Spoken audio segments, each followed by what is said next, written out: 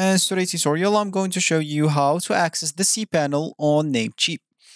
So the first thing is you would like to do, of course, is having a browser open so you can follow the tutorial steps with. Here in my case, I'm actually using Brave, but of course in your case, you can use any other browser could be possibly working for you or whatever browser you're using in your PC. Once you open this browser, make sure to go to the URL section, simply type namecheap.com and hit the enter button. That should take you into this page, which is going to be your home screen or your main screen of the application or the website, sorry.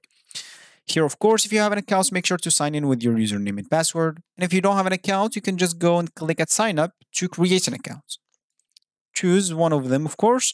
And once you're logged in into your account, you'll find yourself on something like that. To start, of course, using the application, or I will say the application, sorry, the website, you'll have, first of all, to buy a domain name. So, of course, once you have your domain name, and as I said, you will have to, or you would like to have the access to your cPanel, make sure then to go into the hosting list. Of course, from the left panel here.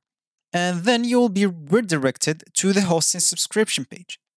Of course, as you can see, for me, you don't have any hosting service yet. Of course, for you, if you have the same, you can just go and click at get started and then find your plan. They will take you to this option. Of course, you can click at start.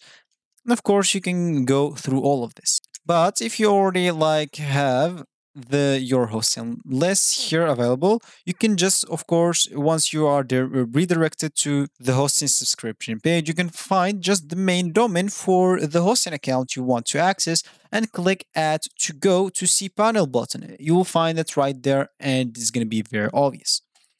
So this will be actually for this tutorial. I hope you like it. Thank you guys for watching and goodbye.